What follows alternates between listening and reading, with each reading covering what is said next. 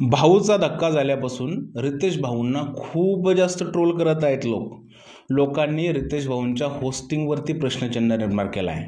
पण नक्की ही ट्रोल करणारी जनता आहे तरी कोण आणि रितेश भाऊंना का ट्रोल करते आणि रितेश भाऊच्या यामध्ये चूक आहे का, सगळ्या गोष्टी आपण इकडे बोलणार आहे। नमस्कार मित्रांनो, माझं नाव तुषार आणि 7 स्टार मराठीमध्ये तुम्हा सगळ्यांचं पुन्हा एकदा स्वागत आहे।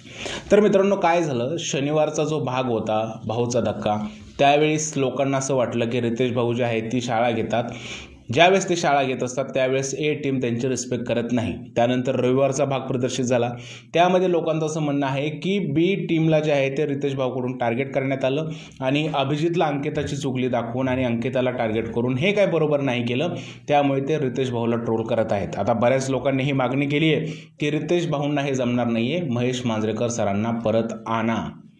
पण ही लोक नक्की का ट्रोल करतात आणि ह्यांचे मनसुबे काय आहेत?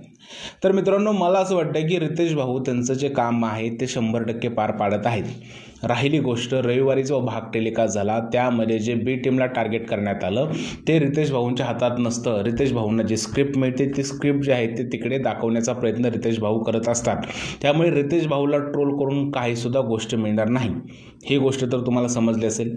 आता दुसरी गोष्ट अशी आहे की रितेश भाऊंचे अधिकार काय आहेत? रितेश भाऊ तिकडे कंटेस्टंटना शिवाय देऊ शकतात का? नाही देऊ शकत। रितेश भाऊ कंटेस्टंटना मारू शकतात का? नाही मारू शकत। रितेश भाऊ कंटेस्टंटना जबरदस्ती धमक्या देऊ शकतात का? तर नाही देऊ शकत। ते फक्त त्यांना सांगू शकतात की तुमचा गेम चुकीचा चाललाय। ॲज अ होस्ट म्हणून त्यांचं हे काम असतं की तुम्ही कसं चुकीच्या पद्धतीने गेम खेळता हे सांगणं असतं। आता काही लोकांचा आवाज मोठा असतो, काही लोकांचा आवाज छोटा असतो, काही लोकांची सांगण्याची पद्धत वेगळी असते, तशीच रितेश भाऊंची एक सांगण्याची पद्धत आहे। पण काही अशी अर्धांड लोक घरामध्ये भरलेले आहेत, त्या लोकांना या सगळ्या गोष्टीचा काहीच फरक पडत नाही। जसं की निकी तांबोळी आहे, ती मांजरेकर असते तरी अशीच असणार, सलमान असला तरी अशीच असणार, किंवा इव्हन जगातला कोणी जरी तिकडे आला तर ती अशीच वागणार। या लोकांचं होतचं काम काय की बाहेर काय चाललंय ते त्यांना सांगणं आणि त्यांचा गेम कसा चाललाय याबद्दल जे आहे त्यांना समजवणं। आता रितेश भाऊंनी सांगून सुद्धा ही लोक त्यांच्या गेममध्ये बदल नाही करत, याचाच अर्थ काय, या लोकांची पर्सनॅलिटीज अशीच आहे।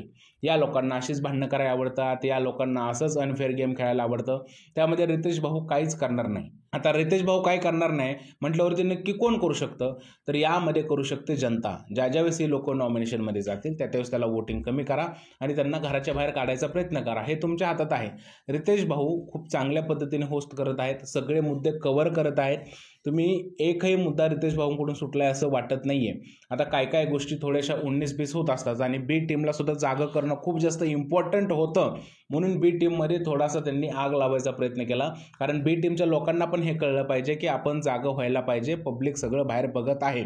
जर का बी टीमच्या लोकांना हे सांगितलंच नाही तर ते कसं ॲक्टिव्ह होईल? आणि तुम्ही एक गोष्ट विचार करा, भले निगेटिव्ह पब्लिसिटी चालली आहे निक्की आणि त्यांच्या टीमची, पण त्यांची चर्चा होते ना।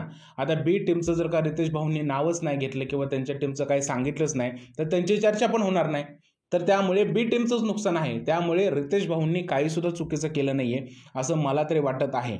रितेश भाऊंना ट्रोल करण्यापेक्षा त्यांनी ज्या पॉझिटिव्ह गोष्टी केलेल्या आहेत ते बघा। रितेश भाऊ आल्यापासून शोची उंची कुठपर्यंत पोहोचलेली आहे। रितेश भाऊंची एक बोलण्याची वेगळी पद्धत आहे, त्यांनी निकीला माफी मागायला लावली, मराठीचा अपमान केल्याबद्दल वैभवला माफी मागायला लावली, सगळ्या गोष्टी तर त्यांनी त्यांच्या पद्धतीने करून घेतलेल्या आहेत। प्रत्येक गोष्टीचं तुम्ही आरडाओरडा करून गोष्टी क्लिअर होत नाहीत। माझ्या मते रितेश भाऊ हे परफेक्ट होस्ट आहेत, ते जे आहेत ते अत्यंत जबाबदारीने जे आहेत ते बिग बॉसचं होस्टिंग करत आहेत। आत्ता त्यांचा पहिला सीझन आहे, जसजसा त्यांना या शोचा अनुभव वाढत जाईल तसतसं त्यांच्या होस्टिंगमध्ये अजून इम्प्रूव्हमेंट पाहायला मिळेल। पण 2-3 भागानंतरच हे सांगणं की रितेश भाऊ चांगले नाही, त्यांना बाहेर काढून टाका, त्यांच्याबद्दल हे करा, हे कुठंतरी चुकीचं आहे असं मला तरी वाटत आहे।